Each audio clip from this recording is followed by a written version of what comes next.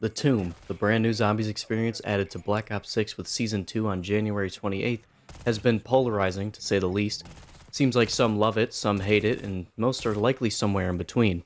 I played it, I completed the Easter egg twice, and have done a couple extra side Easter eggs as well, although admittedly not all of them. So, how is it actually? Is it worth the hype? Is it even fun? Treyarch said they wanted to focus on replayability on this one, so how replayable is it exactly? In this video, I'm going to go over this new map and give it a fair shake. I'm not going to blindly praise it, but I won't blindly hate on it either, like some of the other opinionated content I've seen revolving around this map on the internet so far. I want to go over everything that I think lifts this map up and everything that brings it down so you, the viewer, can have a good idea of what to expect going into the map yourself. So, jumping right into it, first let's go over the basics. How much map is there actually? In the initial COD blog post going over the map, Treyarch said they wanted to, quote, provide an experience similar to Liberty Falls, featuring tighter play spaces and a focus on replayability. So, how did that pan out? Well, the tomb is very similar in size to Liberty Falls. Here are the two maps laid out side by side. The tomb might just be ever so slightly bigger, but the one thing I will say is absolutely better about the tomb than Liberty Falls is the aura. This map is absolutely dripping with personality, and it is genuinely beautiful to look at. It almost feels like a direct response to the criticism Liberty Falls received at launch due to its generic looks. The ancient catacombs, the big open caves with waterfalls that look like the Fountain of Youth, the dusty dig site above ground, and the otherworldly dark aether that looks like something out of James Cameron's Avatar. It all looks really, really good. The spaces themselves are fun to play in as well.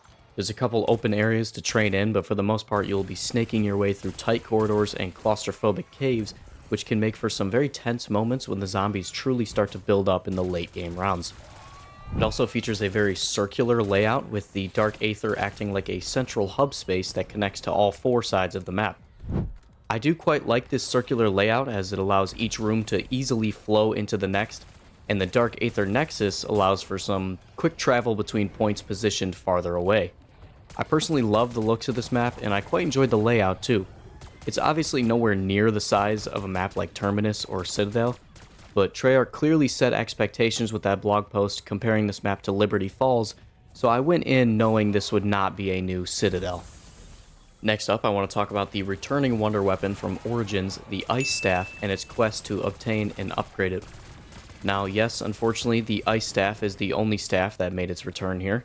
It was an odd choice to bring back just this one specifically, and I think they either should have brought them all back, or made a completely new staff.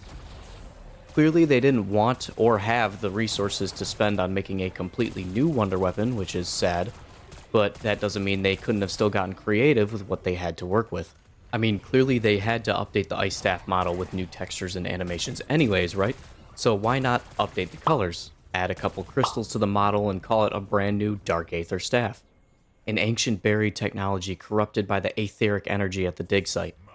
That would have felt way more impactful, and while still technically being a reused weapon from the past. Regardless, how is the quest to obtain it? Well, it's quite similar to the jet gun in terms of difficulty and time spent.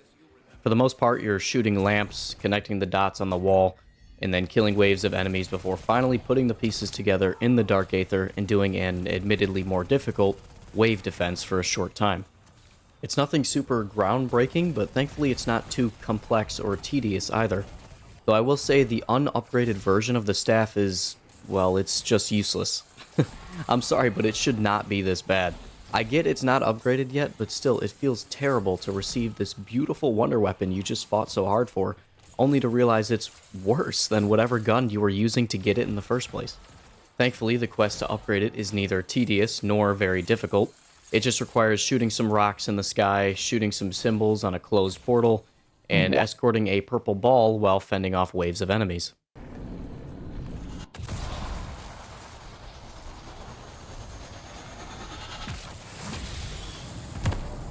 I need a medic. Let me go ahead and unmute my microphone here really quick. Yeah, recording footage for the game. I go ahead to teleport to do the damn ice staff upgrade. Lose the game because I got teleported into the air and then died of fall damage. That was pretty sick. That was pretty fucking sick. When the staff is upgraded though, it is pretty damn good at dispatching huge hordes of enemies with one well-placed charge shot. The alt fire can also revive your teammates, although I admit in my playthrough I didn't make use of this functionality even one time.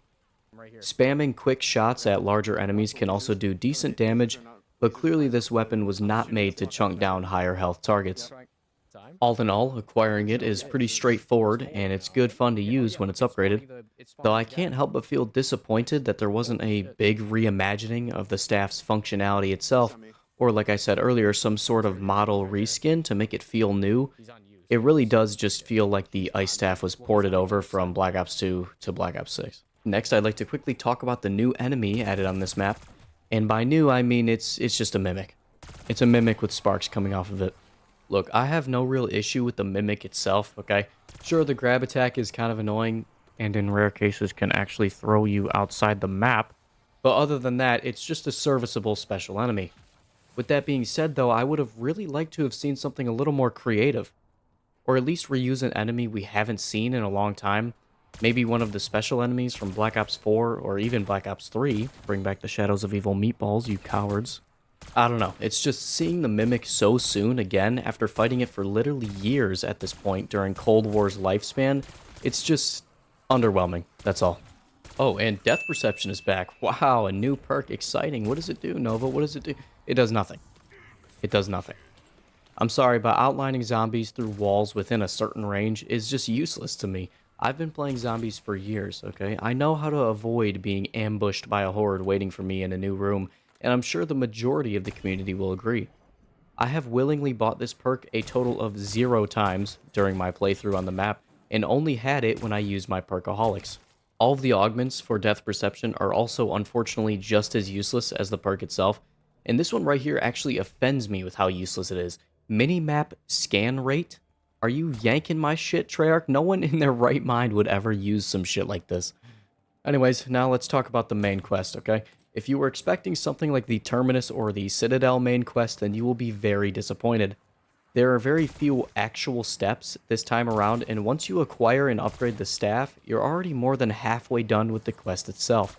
After you obtain and upgrade the Ice Staff, the rest of the steps require you to complete 4 little challenge trials, which are very, very similar to each other in nature, to unlock a bridge to the final encounter.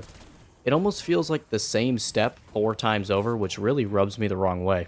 Thankfully though, the steps are not super tedious or annoying to complete, as it is mostly just fun little challenges that require you to either kill a million little creepy crawlies or an HVT amalgamation, or simple things like that, so I guess they are replayable in that sense, considering it doesn't feel like a chore to do them. With that being said though, this Easter egg just feels really rushed. No creative steps, no new locations, no special voice lines, or really even any important revelations when it comes to the story itself. In fact, the characters themselves don't even really talk except for the new one, Sir Archibald. Even the final ending cutscene feels like a huge step down in quality compared to the last few we've seen.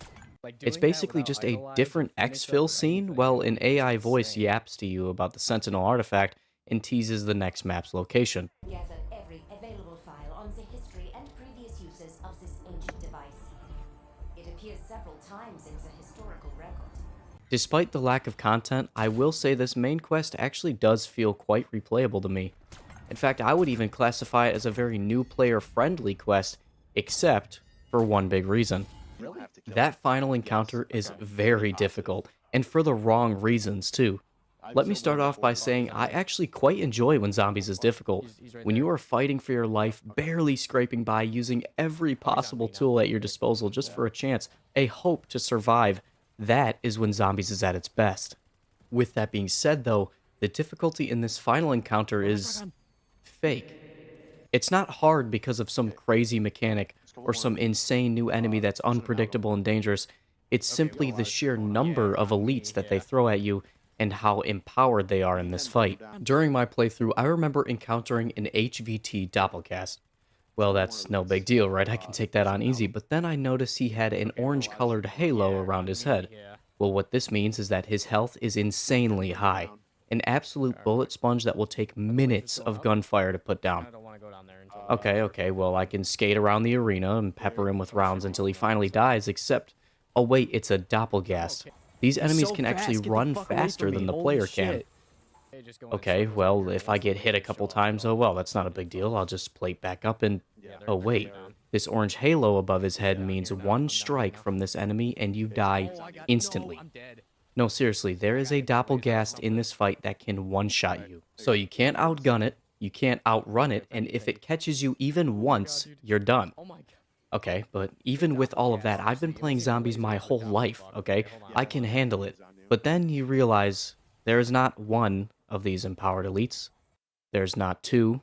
There's not three, but multiple of these cracked out enemies sprinting around the battlefield at Mach 10 at all times during the final few phases of this fight. Not to mention 10 billion fucking zombies too, but I'm sure that part was obvious. Despite all of that, I did end up beating this fight and completing the Easter egg. It was difficult, but this sort of difficulty is the sort that feels like a chore. This fight was genuinely stressful. This is the epitome of artificial difficulty.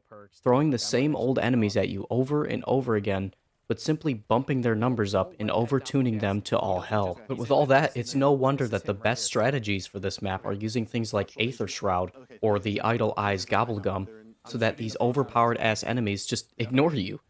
But then, and only then, do you realize you've just been shooting an inanimate object this whole time. When you pop that gobblegum and you finally get a chance to catch your breath, you realize there's no real spectacle to this fight. It's just another wave survival like you've done countless times before leading up to this fight, except this time you need to dump ammo into an ornate piece of furniture every now and then. Holy fuck. Yeah. It's almost. Oh my god, dude. Oh Holy my god. shit, man. Look, all in all, did I have fun playing this map? It's a video game after all, so at the end of the day, that's really all that matters, right? And the answer is yes. Yes, I did. I did the main quest twice with my homie, and there were plenty of good times to be had. It was a genuinely fun time exploring the map, learning it for the first time, and finally conquering that grueling final encounter. I adore the look of this map, and I really like the layout too. It feels very replayable to me, and I see myself revisiting this map often despite the fact that that final encounter felt like a chore. The ice staff is really fun to use, and hey, if you're a brand new player who has never played Origins or Cold War Zombies, then the things like the staff and the mimic probably feel amazing to you. Not depth perception though, I doubt even new players will give a shit about that perk. Regardless though, looking at the big picture, we are on track for this year's Zombies experience to be much better and much larger than Cold War ever was. It's only Season 2 launch, and we already have 2 brand new maps, one of which being one of the best zombie maps we have received in a long time. As a whole, I wouldn't say I'm underwhelmed with the Tomb. Did it exceed my expectations? Not exactly, but it did in fact meet them. I hope the devs at Treyarch can take what they did well with this map into the future and learn from the mistakes they made to ensure future Zombies content doesn't just meet our expectations, but exceeds them. Hopefully this video gave you some insight on the new Zombies map and helps you make a more informed decision on whether or not it's worth your time. All in all, it's more Black Ops 6 Zombies. If you like Black Ops 6 Zombies like I do, then I'm sure you'll enjoy this map. But if you feel burnt out on the Zombies experience in Black Ops 6, this map is not going to change your mind. With that being said though, this is just my thoughts and my opinions as a longtime Call of Duty Zombies player. Whether you agree or disagree with the points I made or have any of your own points to add, I would love to hear it down in the comments section below. Thank you for watching, and I hope you enjoyed the video.